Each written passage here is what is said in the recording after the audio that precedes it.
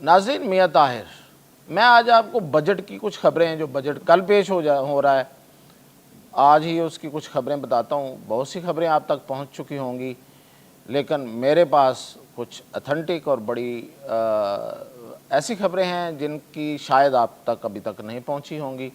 पहले अच्छी खबरों की बात कर लेते हैं। तो अच्छी खबरों में सबसे पहले तो मेरे पास जो खबर है वो है तनख्वाहदार तबके के लिए, क्योंकि सबसे ज़्यादा हमारे बजट में अब तक तनख्वाहदार तबका ही पिसता है, वही टैक्स देता है, वही उसी की तनख्वाहें जो हैं वो कम बढ़ती हैं। तो इस दफ़ा हुकूमत ने उनको कुछ रिलीफ देने का सोचा है। अब वो पहले देख लेते हैं, लेकिन जाहिर है कि उसके बाद बाकी शोबों में भी तो टैक्स लगने हैं और बहुत कुछ होना है, तो वो भी हैं, तो वो भी आपको बताता हूँ। और फिर ये भी बताऊँगा आपको कि प्रॉपर्टी वालों के साथ क्या होने जा रहा है। क्या प्रॉपर्टी का बिज़नेस जो है वो फ्लोरिश करेगा जिस तरह में माजी में कर रहा था? फ़ाइल सिस्टम जो है वो चलेगा या फ़ाइल सिस्टम से कन्वर्जन हो जाएगी, यानी कि प्रॉपर्टी का बिज़नेस रियल में वो फ़रोग पाएगा, या क्या होने जा रहा है? तो ये सब कुछ सारी खबरों के साथ सबसे पहले तो मैं आपको बताऊं कि तनख्वाहदार तबके के लिए अच्छी खबर है, वो ये है कि एक तो तनख्वाहों में जो सरकारी मुलाजमीन हैं उनकी तनख्वाहों में 10% इजाफ़ा हो रहा है, 15% नहीं हो रहा, आपको गलत खबरें मिल रही हैं।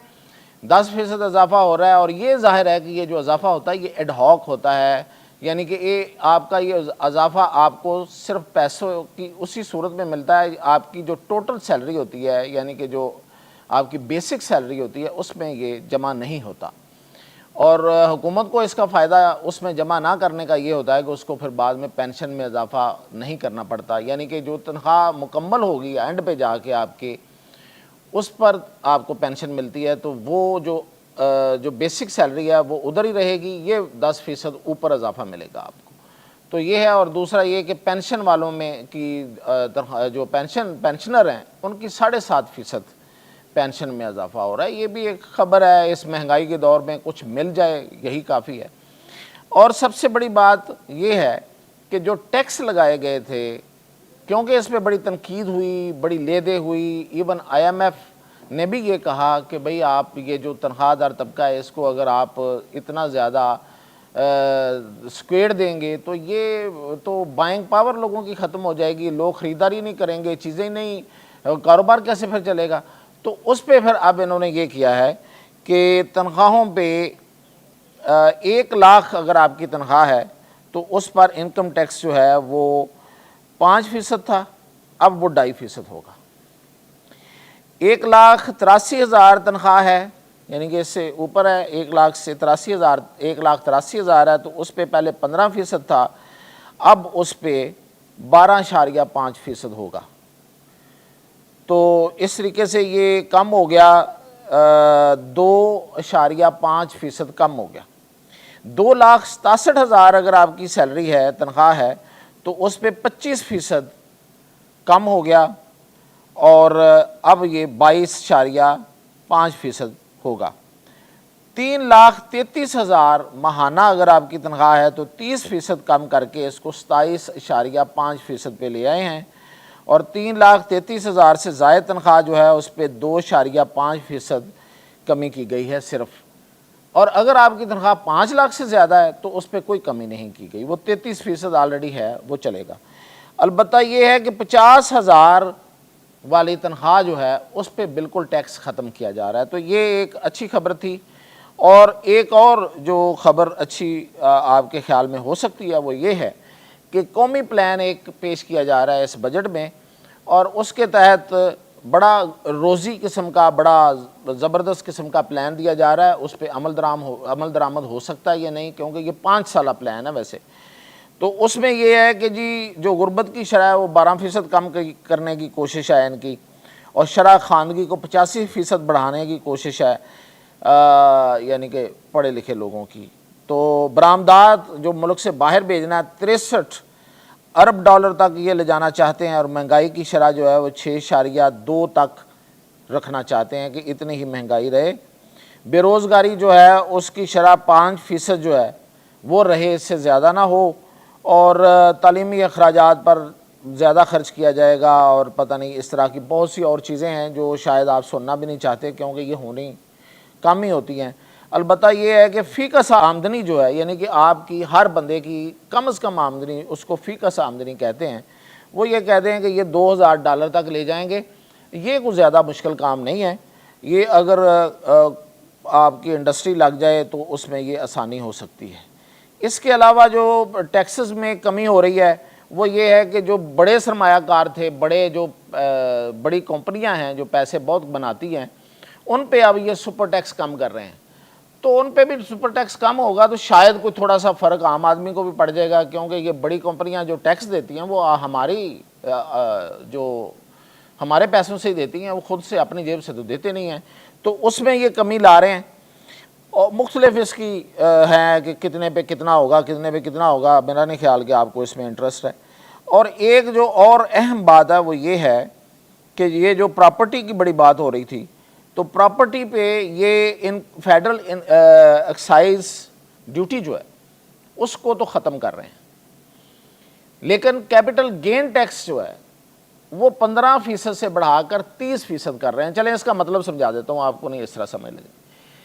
پراپرٹی فیڈرل ایکسائز ڈیوٹی تو ختم ہو گئی، تو اس کا مطلب یہ ہے کہ اگر میں نے پلاٹ خریدنا ہے تو ایک دفعہ میرے نام ٹرانسفر ہوگا تو اس پہ وہ کوئی ڈیوٹی نہیں ہے لیکن جب میرے پاس آ جائے گا اور میں اس کو آگے بیچنا چاہوں گا، پہلی ٹرانسفر جو ہے اس پہ وہ فیڈرل ایکسائز ڈیوٹی جو ہے وہ ختم ہو گئی، لیکن کیپٹل گین ٹیکس جو ہے، یعنی کہ میرے پاس آ گیا، اب میں اس کو آگے بیچنا چاہوں گا تو پھر اس پہ مجھے 30%، پہلے 15% دینا پڑتا تھا، اب 30% دینا پڑے گا۔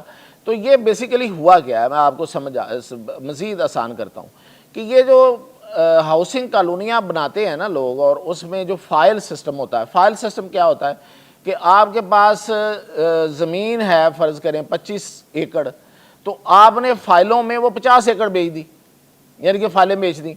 اب فائل سسٹم یہ ہوتا ہے کہ آپ فائل بیچتے ہیں، اس کی قیمت بڑھتی ہے، میں نے فائلیں خریدی 4، میں نے آگے اس کو بیچ دیا، فرض کریں میں نے 50 ہزار میں خریدی، میں نے آگے اس کو 70 ہزار میں بیچ دیا، کچھ دیر بعد پھر وہ آگے 80 ہزار میں بک گئی۔ تو اس طرح وہ پراپرٹی جو ہے وہ حالانکہ اتنی پراپرٹی ہے بھی نہیں، لیکن اس کی قیمت جو ہے وہ پتہ نہیں کتنے گنا چلی جاتی تھی، تو ایک جوا، تو یہ ختم ہو جائے گا۔ اس کو ڈسکریج کیا ہے، یہ اچھی بات ہے۔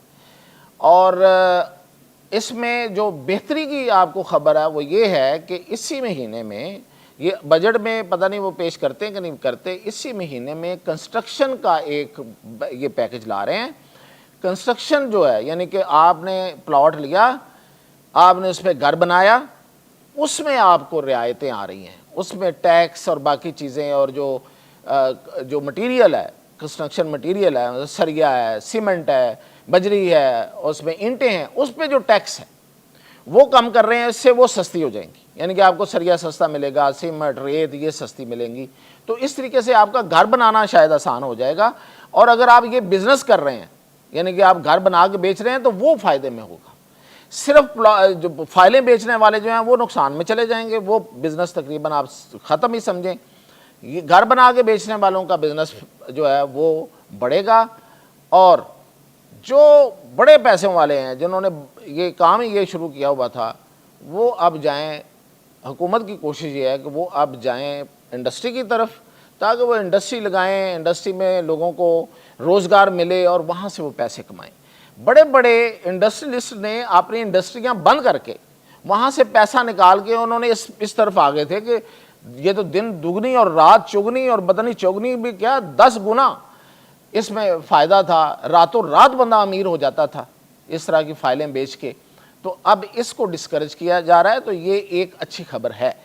اب اس میں تھوڑی سخت خبریں یہ ہیں کہ یہ جو ٹیکس جو ہے وہ کچھ لگانے جا رہے ہیں، اور وہ ٹیکس جو ہے وہ 500 ارب روپے کے نئے ٹیکس ہیں۔ اس میں پیٹرولیم پر لیوی کو بڑھا رہے ہیں، $2.50 آپ 1 لیٹر خریدیں گے پیٹرول تو اس پہ $2.50 مزید آپ کو لیوی ادا کرنا پڑے گی۔ اور اس کے علاوہ جو سختی کر رہے ہیں وہ یہ ہے کہ آپ کے پاس نقد پیسے ہیں، غریب آدمی کے پاس نقد ہوتے ہیں، کہاں بینک یہ جو دہاڑی دار ہے وہ موٹر سائیکل پہ جاتا ہے, وہ جا کے پیٹرول ڈلواتا ہے, تو وہ اس کو بینک میں تو سیلری کہاں سے آتی؟ اس نے تو اپنی دہاڑی نقد لینی ہوتی ہے جہاں سے بھی لینی ہے, اور اس میں سے جا کے وہ پیٹرول ڈلواتا ہے, کوئی 1 لیٹر 2 لیٹر. اب اس پہ یہ ظلم یہ ہونے جا رہا ہے کہ اگر آپ کے پاس بینک کا کارڈ نہیں ہے اور کارڈ پہ آپ پیسے نہیں پیٹرول نہیں ڈلوا رہے تو آپ کو 3 روپے مہنگا ملے گا پیٹرول. وہ خدا کا خوف کریں. مطلب سب سے زیادہ پیٹرول کا یوزر جو عام آدمی ہے, جو پیٹرول موٹر سائیکل والا ہے, وہ مزدور ہے, عام آدمی ہے, بالکل جو دہاڑی لگاتا ہے. جو کاروں والے ہیں چلو اس پہ تو کچھ سمجھ آتی ہے. تو یہ 3 روپے مزید اس پہ نقد اگر آپ لے رہے ہیں تو اس پہ 3 روپے آپ کو مزید یہ چل رہا ہے. اب وزیر اعظم دیکھتے ہیں کہ اس پہ آخر پہ جا کے ابھی انہوں نے منظوری دینی ہے. اگر اس کو سٹرائک ڈاؤن کر دے وزیر اعظم تو اس کی مہربانی ہے, ورنہ عام آدمی اس میں اچھا خاصا مارا جائے گا. اور پھر یہ ہے کہ نان فائلر کی تو انہوں نے زندگی بند کر دی ہے, یعنی کہ جو پیسے نقد استعمال کر رہا ہے, جو بینک کے ذریعے استعمال نہیں کر رہا, ایک لحاظ سے یہ ٹھیک ہے. لیکن اتنی سختی, اتنی زیادہ سختی کہ آپ 50,000 سے زائد جو ہے وہ اگر آپ QR کوڈ سے نہیں خریدیں گے تو جرمانہ ہوگا. اور وہ جرمانہ بھی کتنا ہے؟ اگر آپ 50,000 سے زائد کوئی چیز خریدتے ہیں تو وہ جرمانہ جو ہے وہ 5 مطلب اگر آپ نے QR کارڈ نہیں استعمال کیا QR کوڈ کے ساتھ, یعنی کہ آپ کے پیسے بینک کے ذریعے نہیں آئے, تو وہ 5 لاکھ سے 50 لاکھ روپے تک اس کا جرمانہ ہو سکتا ہے کسی بھی خریدار کو اور جو بیچنے والا اس کو.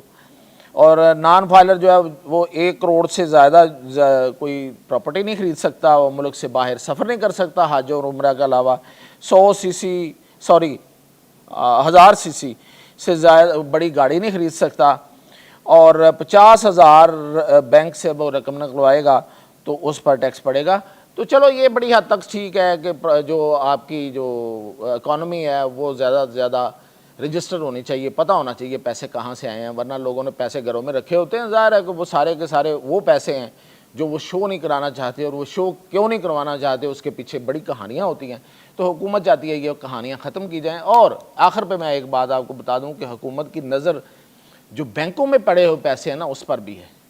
اب دیکھتے ہیں کہ اس بجٹ میں, ویسے IMF نے ان کو منع کیا ہے کہ نہ جائیں ادھر, وہ یہ کہتے ہیں کہ جو 9,000 ارب روپیہ ہمارے بینکوں میں لوگوں کا پڑا ہوا ہے تو کیوں نہ اس پہ ٹیکس لگا دیں, 1% ہی لگا دیں تو وہ کہاں تک جائے گا. تو IMF نے پہلی دفعہ کوئی اچھی بات کی ہے, انہوں نے کہا کہ بھئی یہ جن لوگوں کے پیسے پڑے ہوئے, جو دولت پڑی ہوئی ہے, جو ویلتھ ہے, انہوں نے ٹیکس دے کے ہی رکھے ہوئے ہیں نا. اگر بینک میں پڑے ہوئے ہیں تو ٹیکس دیا ہوا ہے, سیدھی سی بات.